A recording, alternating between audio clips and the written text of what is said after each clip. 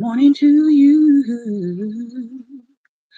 Good, good morning to you. Good morning, good morning. Won't you share with a friend or two? Good morning to you. You. Good morning. Good morning to you. Ooh, good morning, good morning to you. And many more, and many more, and many more. Good morning, good morning, good morning, and welcome to Black Table Talk, Daring Dialogues. I am your host, Shantae Charles. I have this big smile and glow on my face because I am reading good news and good reports from my clients who have passed needed certification tests and they are on their way. So I'm excited about that. So it's always good to check your messaging and see that people are moving forward in their life because that's what I want. It is Teachable Tuesday, but this week is our last week of season 15. So today, Wednesday, Thursday, Friday, we'll be on at 11 a.m. Eastern Standard Time. You can always come back and catch the replay via YouTube. And why am I saying YouTube? Because every 30 days, Facebook deletes any live streams now. So if you want to make sure that you can come back and catch a replay, or you missed a segment, or you want to join us outside of Tuesdays on Facebook, because on Facebook we're only on the Tuesday, hop over to our YouTube, go now, click subscribe. Our YouTube is youtube.com/ at Life Nation KC, or you can just type Life Nation KC into the search and hit pages for YouTube and it'll bring up our page. Hit subscribe, and that way, whatever happens on Facebook, it's okay because you can come and you can watch the archive and the replays on YouTube. All right. So, good morning to those of you who are coming in. If you are not a subscriber, I'm going to be turning the chat into subscribe mode. So, you need to subscribe in order to chat. And you have to be subscribed at least 10 minutes before you can chat, okay? That helps us keep out any kind of trolls, that helps us keep people from spamming the comments and saying all kind of unnecessary things. All right. So again, this week is our last week of season 15. We are going to be taking a station break. We do have some things planned in June that we will put onto the channel, some training sessions and things that will be beneficial to people to come back and view. But June and July, we are pretty much taking our break. And then we'll be back with season 16 in August. Okay. So again, you will probably see us put up some special broadcasts in June. We're going to do one on a writing intensive. I believe that will be up in June. And then we're also going to do another one. It'll be a 5-part session on overcoming anxiety and stress. That will also happen in June. So you will see those videos. And then our Sunday dialogue will continue in June. And then there'll be a full July that we will be taking off. And why do we do that? Because we realize we are not robots, we are not machines, we are human beings. We need rest, we need Sabbaths, we need sabbaticals, and so we take them so that We are practicing what we preach here, and that is treating yourself sacred, taking care of your mental health, your mental wellness, your physical wellness, all of those good things. All right. So I just want to make that clear. So if you don't see us coming on the regular in the next 2 months, you as our audience will know what is happening. We haven't disappeared, but we are taking a break, and then we'll be back full throttle in August. Again, we will put up some announcements when those videos are available, so you'll know to look for them when they upload. Okay? All right. So as we are starting to wrap up this week, I want us to look at this quick devotional called All You Have to Do Is Ask. That's today's short note of encouragement. All you have to do is ask.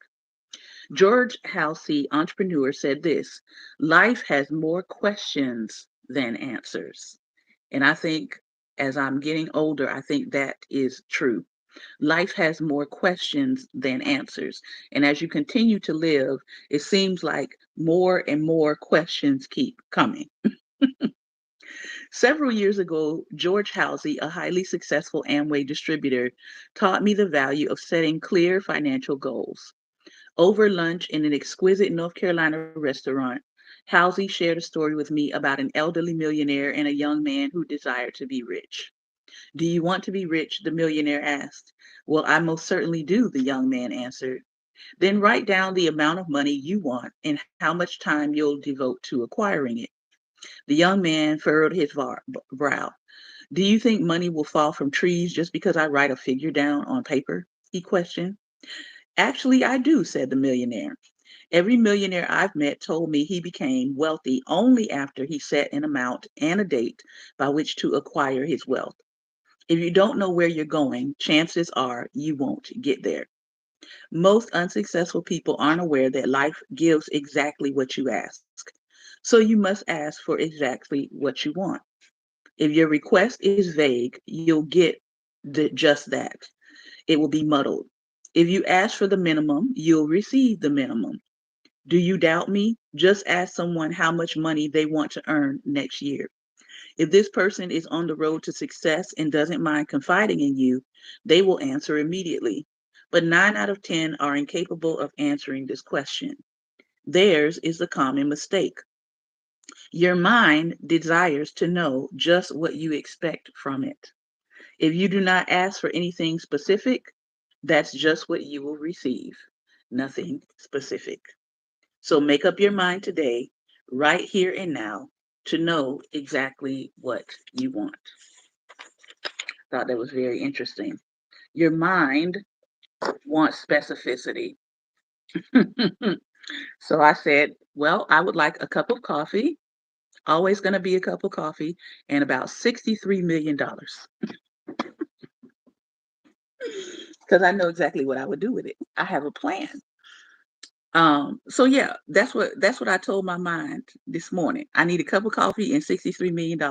If you got $63 million, or you know how I can get it, message me.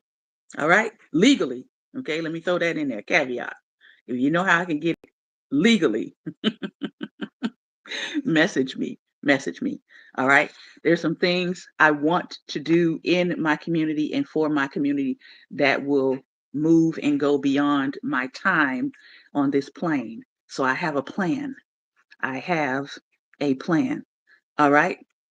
Let's take a look at our reading for today. We have been on Tuesdays. We've been having some guests, but today we don't have a guest, but we do have the legendary work of Bell Hooks. I thought this would be a really good place to end the season for Tuesdays. Um, and she is talking about, I want to coin it, Black futures, Black knowledge, and an authentic self. So that's what we're going to talk about today. Black futures, Black knowledge or Black education, and your authentic self. I was in a conversation on yesterday. I probably spent maybe about 2 to 3 hours having a really deep dive conversation about my time in education. I am in what we would call today an education entrepreneur. I am a trainer. I do public speaking for schools, for organizations, for companies. I do equipping of teachers. I write curriculum. I author, I edit, and I also do one to one and small group education classes in the private sector mainly.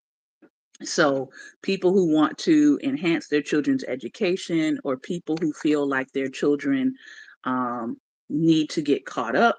So, I work both ends of the spectrum. I work with either highly gifted students, or I work with students who are struggling um, in their educational processes and journeys. So I get to see both sides of the story. I get to see both ends of the story.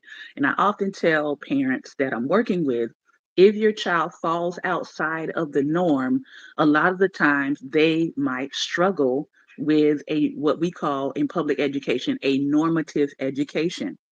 A lot of times people don't realize that public education is set to the norm, meaning what we might say consider normal or average IQ, average understanding. Most public school curriculum is set to that. So if your child has needs outside of that, either they need more supports, or they are really, really independent and can do a lot on their own and they don't need as many educational supports. Either one of those ends of the spectrum, your child may experience a level of frustration because public school is really designed for the norm. Okay. So that's the first thing. And then we talked a little bit about my experience in education from my own childhood experiences with having really, really good teachers that were invested in me versus some racial encounters that I experienced in school. I am very thankful that I had teachers that outweighed, I had really good teachers that outweighed the ones that were spruced in, that were bigoted and biased in all kinds of ways, right? And so I I feel like I had an advantage because I got a chance to see really, really good teachers, white, Hispanic, black. Like, I got to see a spectrum of good teachers that shaped me as a student. And I saw a sprinkle of racist teachers that made me say, if I ever become an adult, this is exactly what I don't want to be. So I got a chance to see that. Then we moved into talking about my experience in college a little bit. Then we moved into talking about my experience as an educator in the classroom. 19 years in someone's classroom, and now I do global remote education. So not only do I get a chance to have a lens around what's happening with education here in the United States, but I also get to have a broader lens of how people view education in other countries. And I'm going to say we have a lot to be desired here when it comes to how we view education, its importance, its necessariness to the future. We're in trouble. I mean, I don't want to go into all of that very deeply, but we are in trouble. And so, as I was reading Bell Hooks, and she starts talking about how this notion that is sort of overseeing all of America's education system, and I think um, I don't necessarily agree with everything Jane Elliott says, so I'm going to preface it with that. But when Jane Elliott said that a child who goes through public education in the United States, if they have actually gone through K through 12 education here in the United States, if the public school has done its job, she said that a white child will come through the public school system believing that they are superior to everyone else, and a black child will typically come through the public school system believing that they are inferior. Now, people want to fight Jane Elliott about a lot of stuff that she does and says, but having taught in the public school system, if you are not an educator that is actively trying to combat some of the narratives that you see being pushed, she is absolutely right. And so Bell Hooks goes into this idea of, in school systems, there is a narrative that's pushed in our curriculum, sometimes consciously, sometimes unconsciously, that there is a natural superiority of white people over everyone else. And you're going to see more of that because of the way that things are now taking place in the public school system, things that are now being rewritten. Some people's history is being completely pulled out and erased. Some of our history is being reworded. So it's not reading as these people were enslaved, these people were kidnapped, these people were taken against their will. It's now being written to, oh, these people were all indentured servants. And we know that's not true. Okay. Yes, some people came as indentured servants, but all did not come as indentured servants. So as she starts this talk, I want us to kind of think about that. And she's also talking about progressive schools. She's talking about what happened with Black nationalist educators and some things that were problematic there. Okay.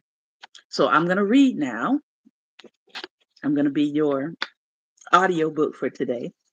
And then we're going to have some discussion around Bell Hooks and her ideas on education. All right. So, Black futures, Black education, and authenticity. Countering the notion of the natural superiority of whites, Amiri Baraka stated that whites excelled because of, quote, their ability to physically and mentally hold everyone back, while at the same time, on many levels, build, invent, and create for their own interests at the expense of others. But the education for critical consciousness young Black militants acquired by reading Nkrumah, Fanon, Mimi, interspersed with Ho Chi Minh and the radical works by men from all over the world, was not reaching the Black masses. And when it did, everyday Black folks were often more suspicious of the idealization of Africa presented by militant Black radicals than they were of the racist white teachers that were educating their young. By the mid-70s, there were a number of small, predominantly Black schools in urban areas where Black power militancy had the greatest impact on the daily lives of Black people. Consistently working to create schools that would serve the interests of Black students, Haki Mahubuti, then Don L. Lee, like his comrades in struggle, was mindful of the fact that Black folks were increasingly absorbing mainstream values, defined in the vernacular as wanting to be white.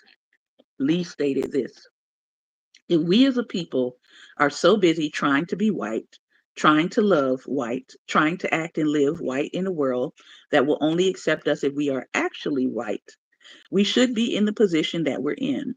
To want to be white in a world where the majority of the people are of color is a sickness.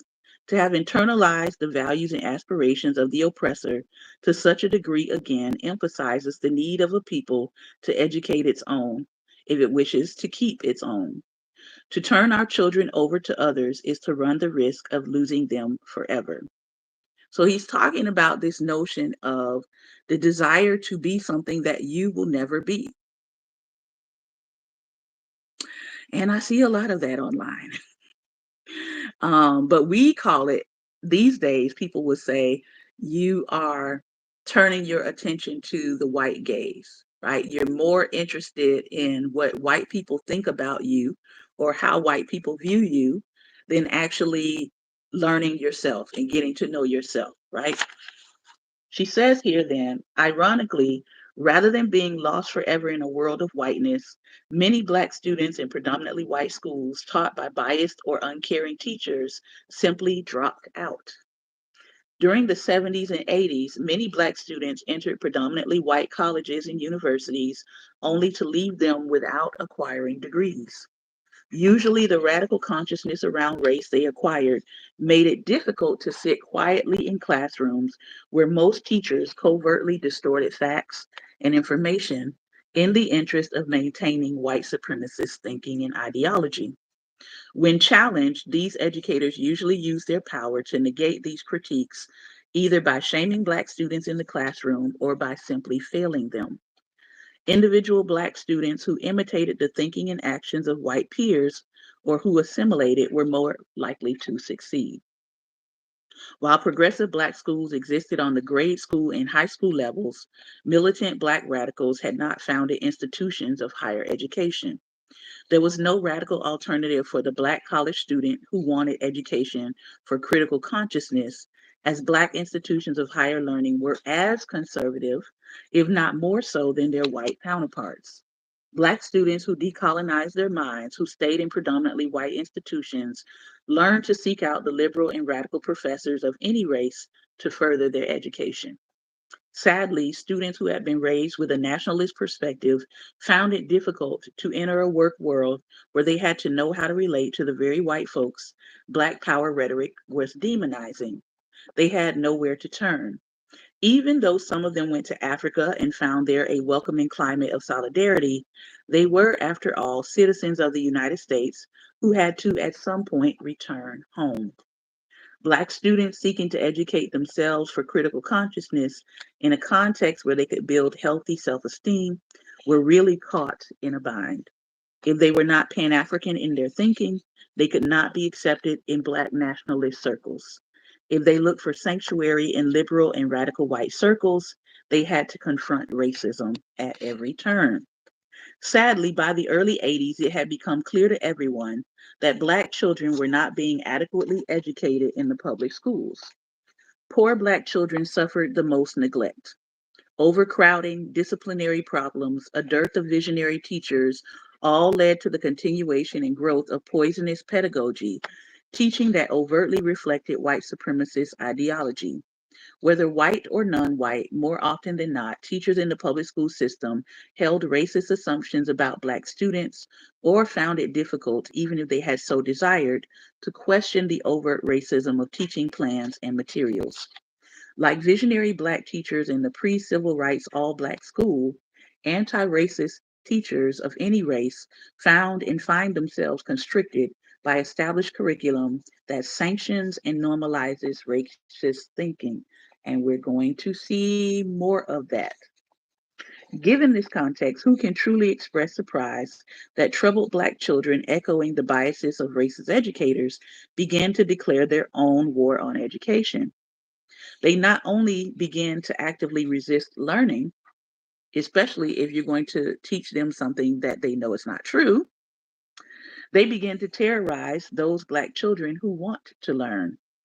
Much is made of this fact by conservative critics who see it as evidence of the natural inferiority of Black children or as evidence of some innate self sabotaging structure. However, they deny that the primary source of the problem was a racially biased educational system that was never transformed so that it could welcome all students and offer education as the practice of freedom. Black students are acting in a self destructive manner when they repudiate all education, but low self esteem makes it easier to reject the faulty education that is offered rather than do the work, which Black folks did in the past of taking the learning that was needed for our advancement and leaving the rest.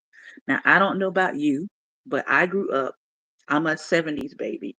I grew up in a time where my parents basically said, your job is to graduate. Your job is to finish school. Your job is to learn the truth, regardless of what they say in the classroom.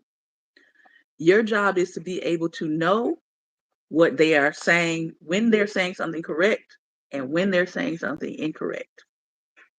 Because I could be put in the category of these students. I would sometimes go back and forth, especially with my English teacher, about stuff he was saying that I knew that was not true. And at one point, I wound up getting an F in one of my 9 weeks, and I had to come during summer school and complete some work and make some work up to get my grade changed. But I was definitely one of those students that would push back and that would say, this is wrong or that's not right because of X, Y, and Z.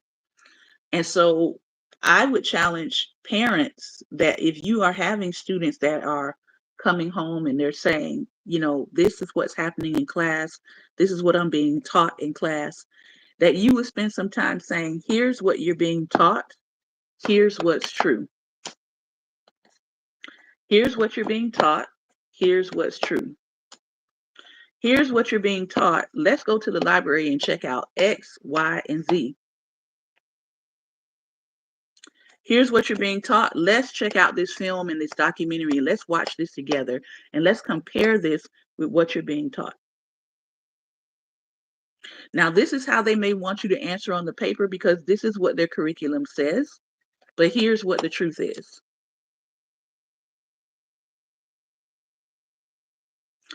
In this hour, you're probably going to have to do that. You're probably going to have to do it more than you've done before as a parent, especially if you have children still in elementary and middle school. You're going to have to double down on what the truth is because your child is going to be, the curriculum is being adjusted in real time. So you are going to have to double down on what is true versus what is not true. Take what's needed for your advancement, leave the rest. In recent years, more Black people have recognized the way in which racially biased curriculum and racist teachers of all colors fail Black children. Because some people say, well, what do you mean racist teachers of all colors? Well, there are some persons of color that uphold racial hierarchies, that uphold white supremacist standards. I used to work with some of those teachers, Black as well, that would have white supremacist talking points and beliefs about Black children. I would get in trouble for going toe to toe with them about some of the things that they thought about Black children. And I'm like, you don't need a job. You don't believe in Black children. Why are you in the classroom? Why are you teaching them? What is your purpose here? What are you fulfilling here? So yeah, there are some racially biased curriculums and racist teachers that fail Black children. And yet the solution to this problem they present is usually a return to just a nationalist-based education. Progressive action that could liberate and challenge the minds of Black children need not be nationalist. But there is still little focus in our nation on creating learning environments that are anti-racist in structure and in content, which address the specific needs of Black students while remaining inclusive. Black nationalist educators insightfully recognize more than other groups that Black children cannot receive an education that will provide a foundation for healthy self-esteem in settings that are designed to uphold and maintain white supremacy.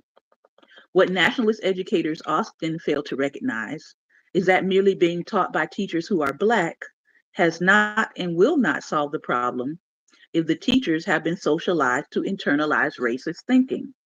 And I absolutely agree with that.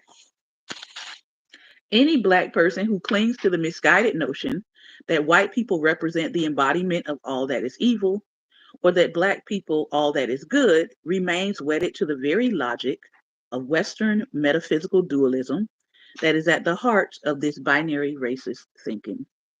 Such thinking is not liberatory. Like the racist educational ideology it mirrors and imitates, it invites a closing of the mind. Hence, it can never promote the critical thinking that is essential for the maintenance of healthy self-esteem. A Black person with healthy self-esteem can maintain the integrity of their being, whether they are in racially segregated or integrated contexts.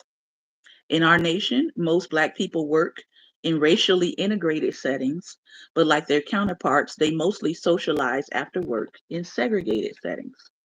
They may justify this difference by saying that they are more comfortable hanging out with folks like themselves. However, the truth is often that they present a false self at work and need a space where they can unmask. People with healthy self-esteem do not need to create pretend identities. I'm going to just let that sit for a moment. People with healthy self-esteem do not need to create pretend identities.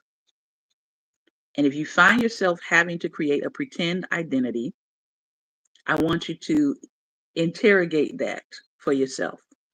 Why am I one way around these people here, and why am I another way around these people here? What is it about either setting that's not allowing me to be my full and authentic self?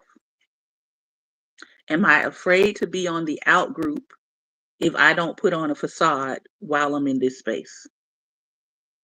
At its very best, education should strengthen our capacity to be fully self-actualized in whatever setting we find ourselves. Education as the practice of freedom requires a holistic approach to learning. In such a setting, every interaction in the classroom matters, not just the information that teachers impart. The way they engage with students matters and will determine whether or not a learning community forms. Learning rarely takes place in a hostile environment. Bell writes, when I was a college student taking classes from professors who taught from racist perspectives, who often used shaming and other covert forms of psychological terrorism to undermine the self-esteem of non-white students, I adapted by enduring and persevering in the face of these barriers. But I never felt I enjoyed school. Learning in an environment of anxiety and stress has caused many Black folks to lose their faith in the transformative power of education. But the problem was never education, but rather being taught by narrow-minded educators. Education as the practice of freedom has never been available to any significant body of Black folks. Learning how to be a conscious critical thinker places any individual in an outsider position in a culture of domination that rewards conformity. Does this culture reward conformity? Does it? Look at social media and ask yourself, does this culture reward conformity? Does this culture reward education over entertainment? Does the algorithm reward conformity? I would venture to say it does. Still, because remember, she wrote this quite a while ago. In the contemporary world, Black identities are diverse and complex. Consequently, we need a variety of educational settings to make education for critical consciousness the norm. I can probably tell you right now, because I've said the word education so many times on this broadcast, it is probably being pushed down in the algorithm. More anti-racist progressive teachers of any race are needed if schools and colleges are to participate in the holistic self-recovery of Black folks and affirm the reality that it is possible to achieve healthy self-esteem within the existing culture of domination. Education as it is had been the primary tool of fascist racism, perpetuating and upholding misinformation. Without serious ongoing educational reform, education will continue to mirror the plantation culture where the slave was allowed to learn only those forms of knowledge that justify their continued enslavement. Whew, I need a drink.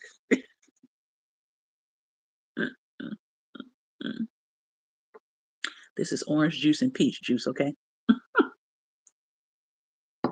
No alcohol. Listen to that. Without serious ongoing educational reform, which we know we're not getting reform, we're getting a destruction right now. There's a destruction going on.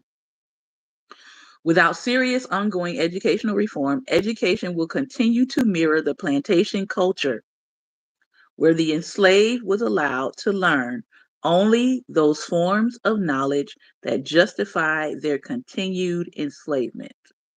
That is where we are with American education system right now. They want to pull down anything that deals with Black excellence, that deals with Black achievement, but they're going a step farther because not only are they wanting to destroy those things when it comes to education, when it comes to pulling things off websites. No, they want to attack the historically Black colleges and universities, the spaces where you would have gone to combat this kind of education that keeps you in plantation mindset. They don't just want to take down the education, they want to take down the institutions where you would have gone to combat the education that they're giving you. That's what people see happening with Florida A&M University and the appointment of its new president by a board that is pro 4547, the felon. Yeah. So they're now going after the safe spaces, the institutions that were created to combat this indoctrination. They don't want you to have a space to even combat what they're doing. They want to take that over too. If Black folks want to be free, they must want to be educated. One of the things that I found very interesting this weekend, as some of us were posting things about history, as some of us were posting things about artificial intelligence, as people were going and saying, hey, can you use a real image? There are real images of Black people from history versus creating an AI image. I saw a lot of people saying, so what, in comment sections this weekend. So what, it's AI. It's the truth.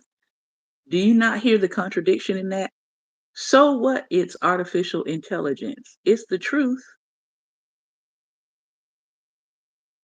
By virtue of the term artificial, that tells you it ain't the truth. And people were actually arguing with people in the comment section that it didn't matter whether or not an image being shown to you was real or not. I'm like, so this is where we are. You don't want to be educated. Some people don't want to be educated. They didn't want to hear that the image was not real and that there are actual real images that can be used when you're talking about history and explaining a point. You can go into the archives, especially with some universities, they have whole archives of historical images and documents that you can pull to make your point.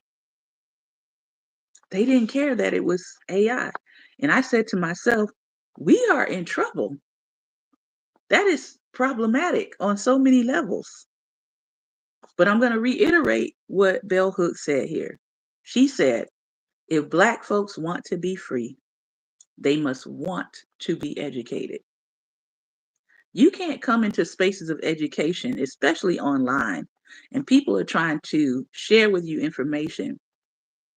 And then you come in the comment section saying, I don't care. So what?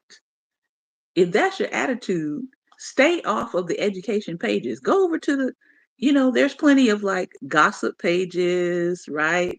There's plenty of the ratchet pages out there.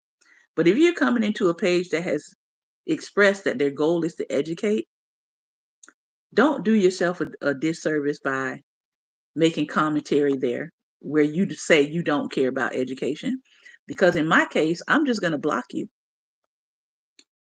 I'm not going to respond at all.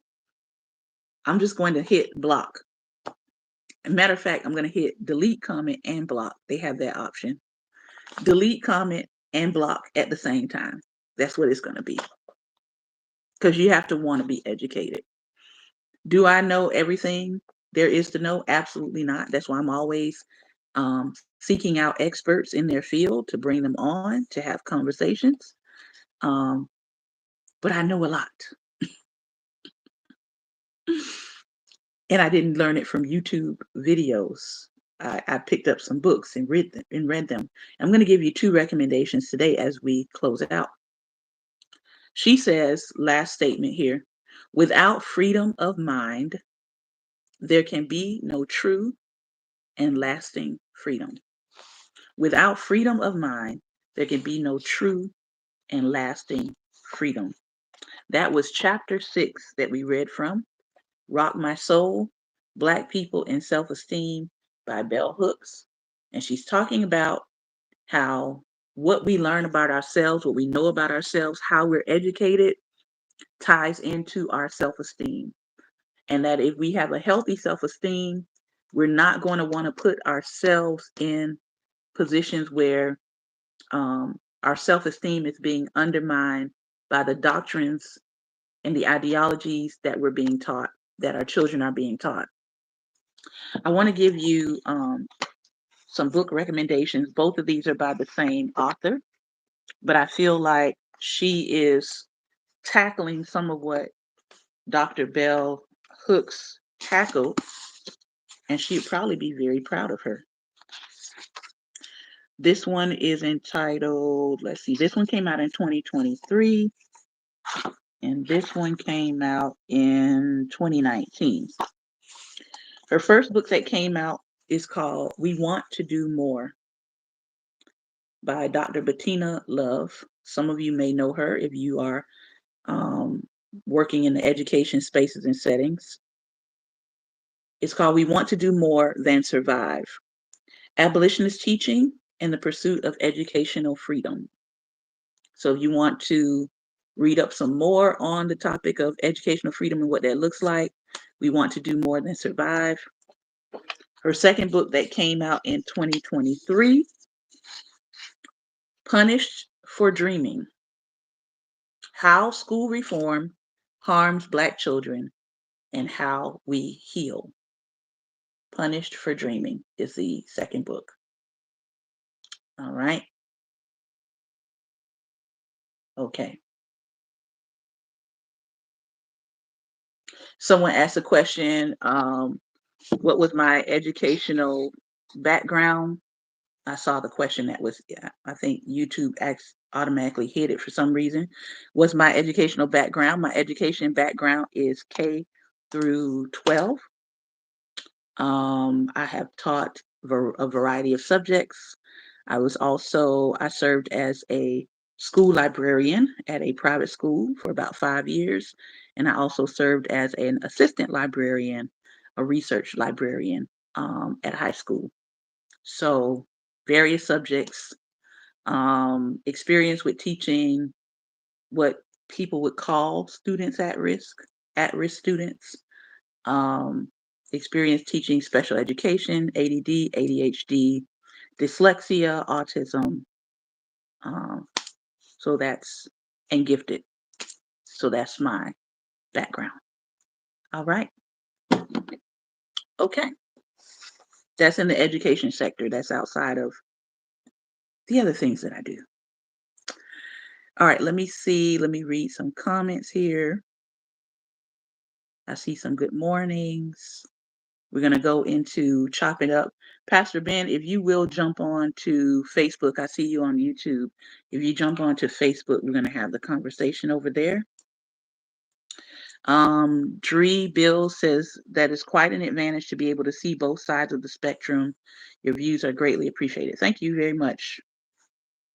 Yes, I have a total of 25 years experience in education, teaching and training, tutoring, curriculum writing, training teachers for certification. That is my education background. Education consulting, helping administrators see blind spots in their curriculum. It's meaningful work. I feel like I am helping in some way to better inform and shape curriculum and preparing the next generation of teachers to be ready for the classroom. I am a little concerned by some of the things that I see. I see some teachers are not as proficient in their subject matter as they need to be coming out of a 4-year program. That is a concern for me. Um, but I do see that the teachers that are coming still have a passion and they have a desire to make a difference in the lives of students. Um, I think that's a good thing that we still have teachers that want to go into the field to help students and that have a desire to help students.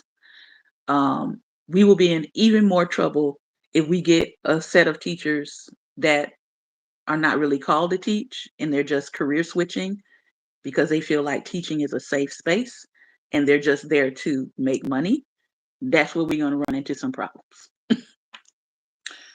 because then the focus will not be on the student. The focus will be on, I'm just here to earn a paycheck, and the students are going to suffer. All right. Let me see if I can add you. Add. Come on, come on, come on. Yes. Good morning. Good morning. How are you? Good. I cannot see you, but that's okay. It's probably showing to the audience, but I can't see you, but that's okay. Okay. All right, let me see. Can my YouTube people hear you?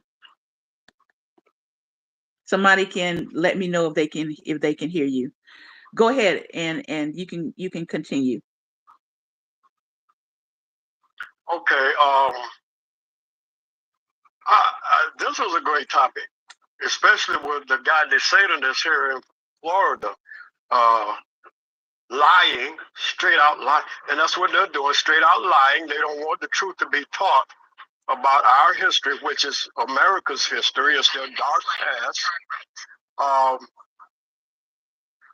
Teaching that slaves learned trades while they were enslaved, and they were not enslaved; they were indentured servants, which is another lie.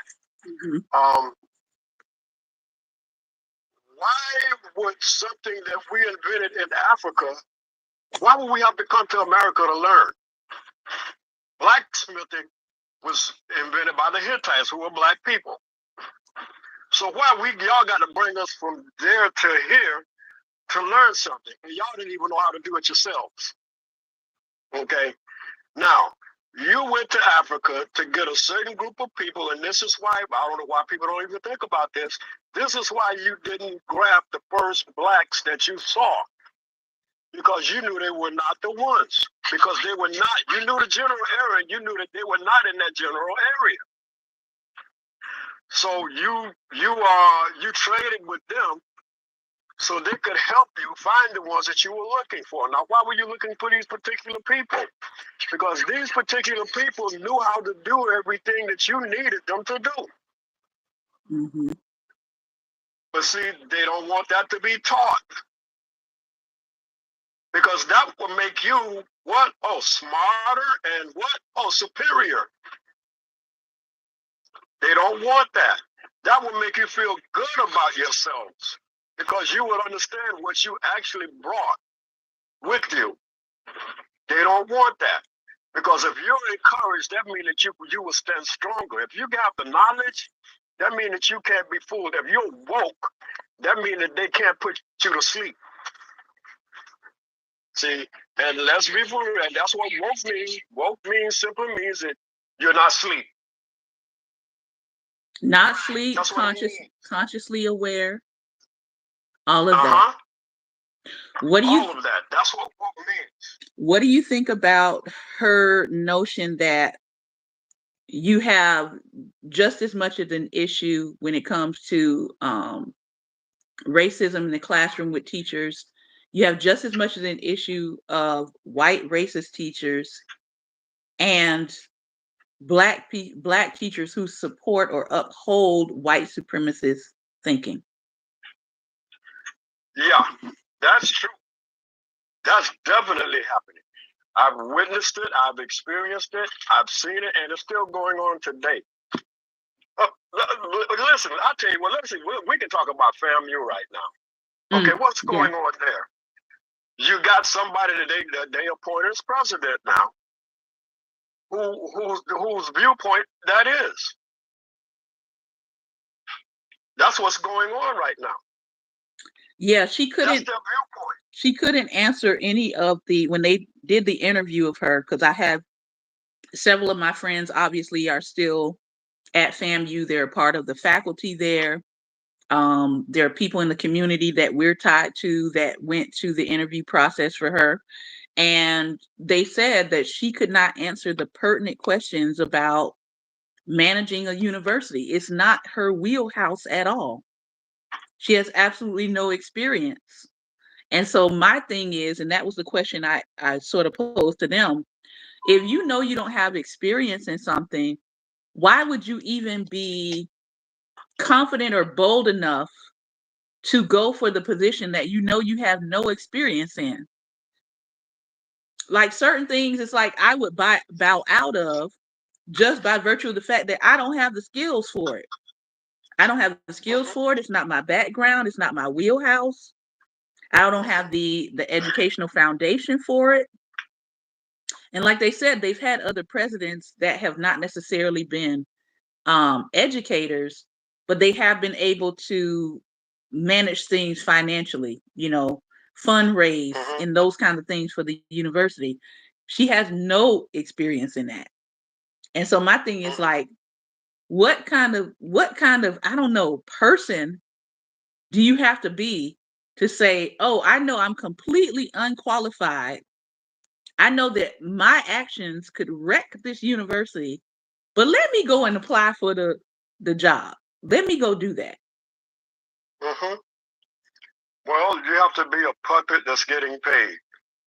Oh, yeah, and that was the other thing. I think the initial salary for the position, like the highest it's ever been, has been like 350 or something like that, and she demanded 750. And I think they're voting on whether or not she's going Vote to get on the what? See, 750. no, she's not even qualified. So why would you have to even vote on that? And so I was like, the most unqualified person asking for the highest salary in the history of the university. Like, what are we doing? That proves that she's 100% MAGA. That proves it. Because number one, she's not qualified. Number two, she's a black puppet. Number three, she's demanding more than anybody, any qualified person While ever doing got less. And while while doing less. Yeah. yeah, I was Yeah. trying to wrap my mind around that for myself. Yeah. MAGA. That screams MAGA. Mm. Yeah. Yeah. Because when we look at what's happening under this administration, that's it. That's exactly what's happening under this administration. Mm-hmm. Totally unqualified people getting paid more than qualified people that had the position. Yeah, you're right. Now that I think about it, Yeah. across the board. They're all puppets. Yeah. So, that's it. But here's the thing. All money ain't good money. See, and I heard that from an old man. And what he was saying is that dirty money, things you got to do dirty things for to get, is not good. Mm-hmm. So it's going to come back on. All these people that decided they wanted to bow to the dollar, to deceive people, and to wreck things for this administration, it's going to come back on them. So there's a question: who vets these applicants? And this is on YouTube. Who vets these applicants?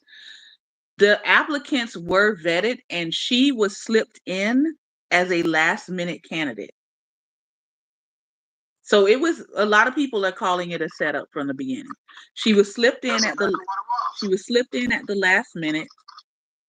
Those who did manage to vet her qualifications realized who she was, and they had about 2 weeks to really go around informing people as to who she was, like informing the faculty, the student body, etc.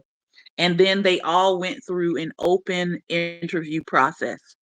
And out of all the people that interviewed, people who were highly qualified, she was the only woman candidate. Um, and I have no problem with a woman leading. That's not my issue. My issue is she is completely unqualified. Uh-huh. She just is unqualified. And the Uh-huh. audacity to ask for the most money beyond the salary of a president and be completely unqualified. Uh-huh. And as you know, so when it comes to vetting, she was slipped in. And then looking at her background, I think she was I want to say she was a delegate or something like that.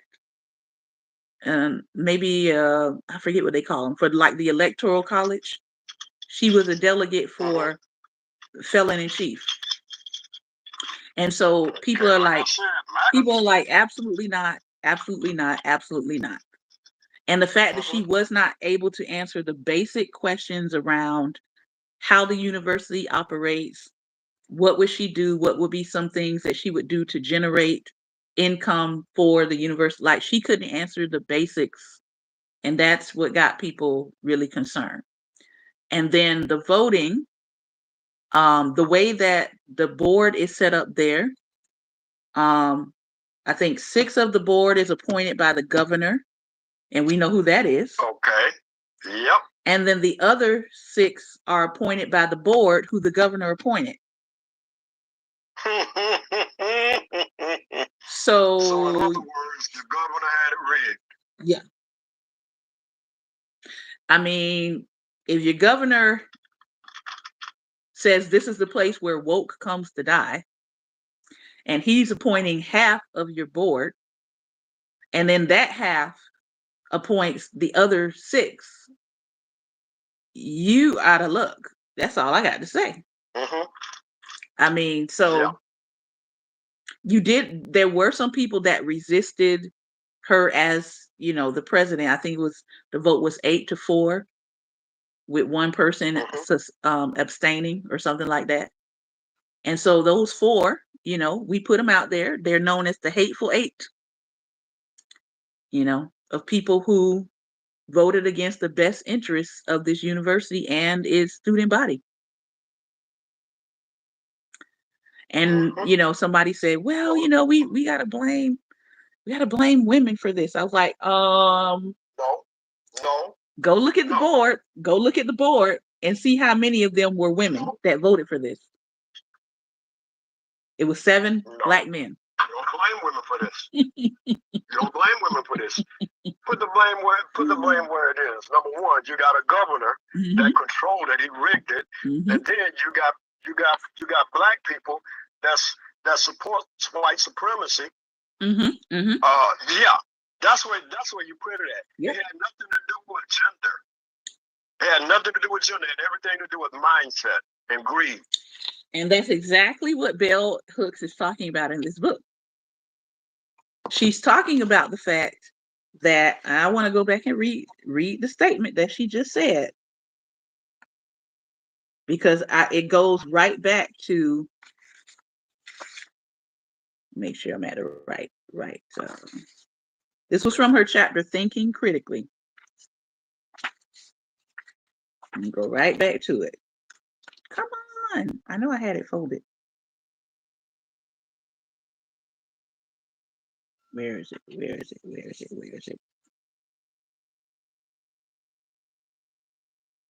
Right here. She said, being taught by teachers who are Black has not and will not solve the problem if the teachers have been socialized to internalize racist thinking. When you have a board of people that's internalized racist thinking, that's how you get her as a president. That's how. Because you're like, well, they're Black. They're supposed to be working in the interest of Black people, but they didn't. And this is why I'm going to continue to beat this drum that just because you're Black doesn't mean you can't be anti-Black. Yeah, I mean, look at Sambo. Unfortunately, we have too many Black people around here that's anti-Black. and this does not work. This is the Mhm. this does not work for us. And the reality is, um, just saying I'm rooting for everybody black. My thing is, you better be looking at their mind. Mhm. I can't just blanketly say anymore I'm rooting for everybody black. My question is, what kind of black are you? Mhm. Are you Listen. anti-black black? Because we got a whole bunch of that going on. So, Yeah. huh? We can go through history. We can see Uh-oh, you're breaking up. So yeah, we're seeing that in real time. We're seeing again. All right. you're breaking up.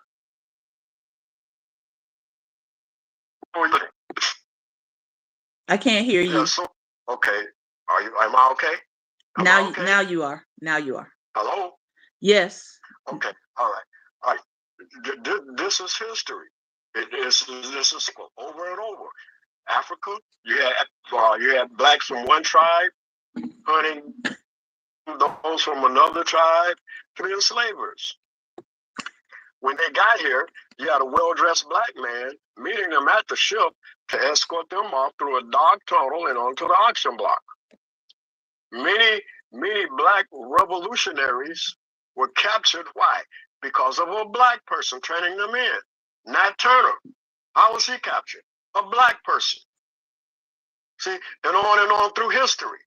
So they look for that weak black person that's thinking only of themselves instead of the freedom of the people, and that's who they go with. See, that's who they go with. They go there because that's the weak person. That weak person is going to turn them in. Now let's get this straight, okay? Because people be calling people Uncle Tom and don't even know who Uncle Tom was. Uncle Tom was beat to death because he would not give up the whereabouts of runaway slaves. His master beat him to death. On the other hand, Sambo, who was the real culprit, see, Sambo was the real culprit, but we got that all mixed up. Why? Probably because some white person told us that Uncle Tom was the bad guy. To them, he would be the bad guy. Why? Mm-hmm. Because he's helping slaves escape. Mm-hmm. Sambo was the opposite. Yeah. So I'm just saying, between the anti-black black people and the respectability politics black people, because they are a problem too. Sorry, respectability Mm-hmm. politics black folks that Mm-hmm. only think that certain black people deserve dignity and respect if they are a certain way. You have to be a certain kind of Mm-hmm. black person to earn their respect Mm-hmm. or get help. I got a problem with that too. Mm-hmm. Yeah, just as bad. We're not going to get into the bonnets in public conversation today. We're not going to do it. But I'm looking side-eyed at a lot of people about these conversations about bonnets in public. And as several Mm-hmm. people have pointed out recently, there are other people that do this all the time. We don't have the smoke for them. We only have it for black Right. people. And we Mm-hmm. judge people off of their appearance, which is very weird because I thought we were told to not judge people based on appearance, but yet that's what we're doing. Make it make sense. We, Um, we, we were. We were, but see, that was the Bible that says that. So we ignore the Bible. We're Christians, a Christian nation, but we totally go against Scripture.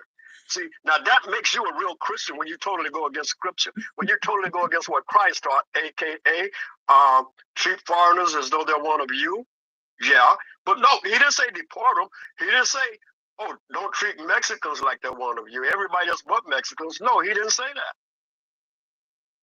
Or Latin speaking people that you don't like. He didn't say that. He said, everybody. Okay, that's gonna be money for your behind. He said, everybody. Treat foreigner just like they want to you. That's what he said. yeah, we're not going to get into whether or not we're a Christian nation because we're clearly not. We're not. We're not. We're clearly not. But I do find it interesting that the ethos has been don't judge people by their appearance or don't judge a book by its cover. But yet all of a sudden we've now gone into judging people by their appearance. Mm-hmm. Just some food for thought. Just some food for thought. Final thoughts as we wrap up here. I know the time is well spent. I want to thank those of you who have hung in and tuned in. And if you want to join us for our next conversation, that is only going to be on YouTube. Go to YouTube and subscribe. Life Nation KC. Tomorrow we are talking relationships and boundaries. We have other books that we're reading from. Thursday we'll be talking about forgiveness, the philosophy of forgiveness, forgiving yourself is what we have been focused on. So we'll be talking about that on Thursday. Final thoughts. Wake up. Wake up. They're playing this game. They haven't changed the game, and it's being repeated, and we still falling for it. We're still falling for it. Get woke. Being woke is one of the greatest things that could ever happen to you, because you will see the game. You'll see what's happening, and you won't be fooled. And you won't go, well, maybe you won't go along with it, because once they throw money behind it, that's another problem. Greed. But you know, if you're not into the greed part, and your eyes are open to the real truth, yeah, then you won't be so easily to fall for the lies, because you will know that they're lies. Get woke. Well, thank you for Stay woke. Thank you for sharing with me today. Thank you for having the conversation. Thank you to those of you who have contributed to the conversation by sharing your thoughts in the comment section. This has been another episode of Daring Dialogues, and I've been your host today, Shantae Charles. Remember, light is the most daring opposition to darkness. So continue to go out and be what? Light. Light. Take care, everyone. Be well, and most importantly, be light. You can also find this video, if you're on Facebook, you can also find the replay of this video on our YouTube channel tomorrow. It will process today, and it will be up tomorrow. Take care and be well. Thank you again for tuning in. Our YouTube viewers will be back tomorrow at 11 a.m. Eastern Standard Time. Take care and be well.